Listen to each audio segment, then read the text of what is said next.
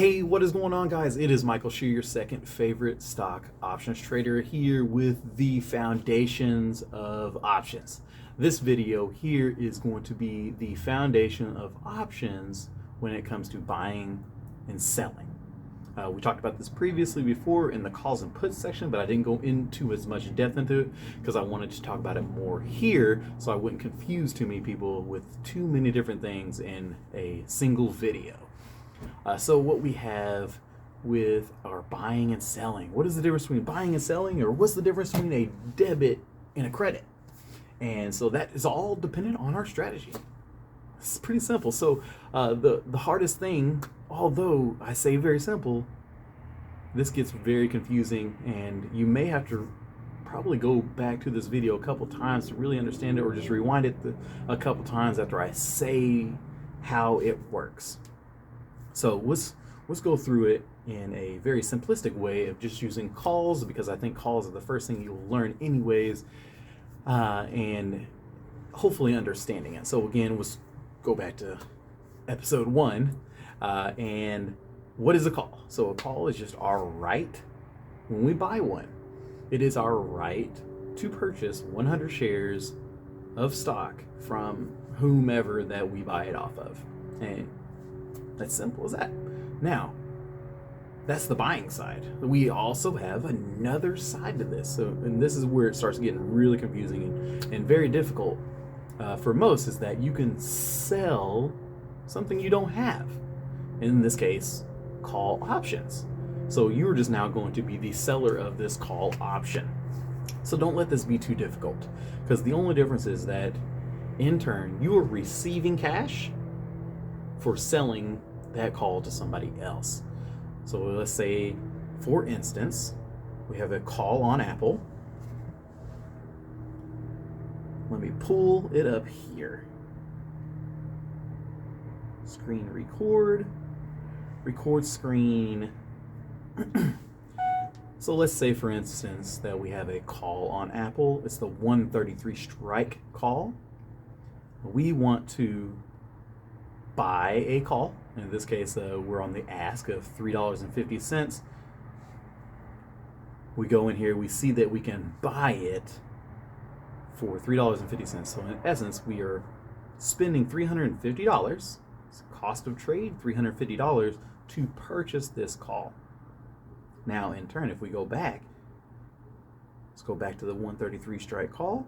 And this time we'll say that we want to sell it. The only difference is that we're going to be selling it for maybe for a little bit cheaper, and on the bid here for $3.40. So $3.40 to sell this call option. Now the only difference this time is that it looks like, you see this cost of trade negative $339.35, because that includes commission. But in essence, we are receiving $340 to sell this call to whomever is going to buy it from us. That's it.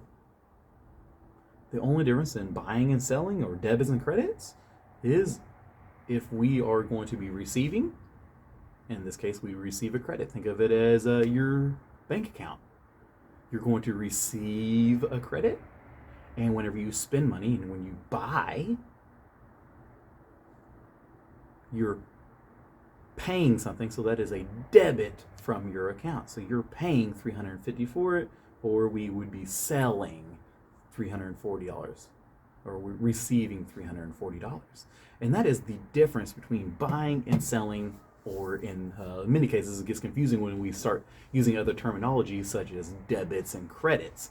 And debits and credits is just a accounting term that kind of started translating into the options world, just to keep it more simplistic than saying buying and selling, because it gets really confusing if you're only saying buying and selling. Like, let's say that we're saying, I'm going to buy an iron condor, or I'm going to sell an iron condor.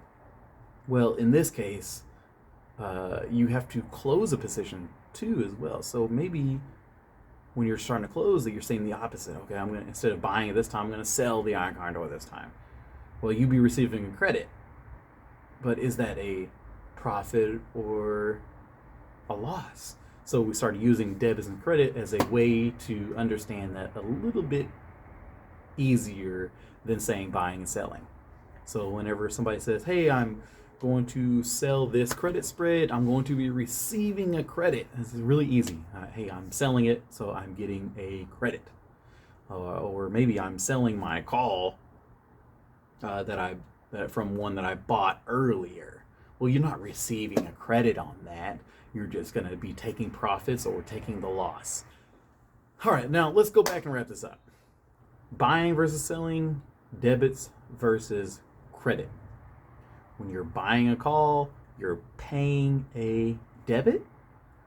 When you're selling a call, you're selling for a credit.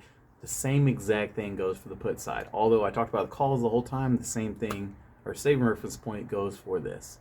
When you buy a put, you're paying a debit.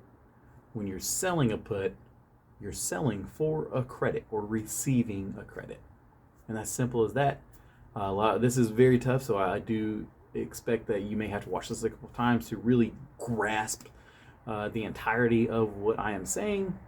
And over the longevity of your trading career, it will become much easier and just so much more clear the more that you hear it and the more that you use it in your own vernacular as well.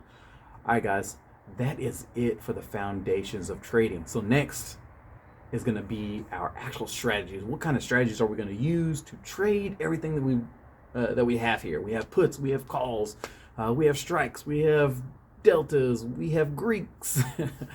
So next is going to be the trading strategies themselves, and then we can actually start implementing this into our actual brokerage accounts and start making some money, hopefully. All right, guys, I'll see you in those next set of videos. Take care, guys.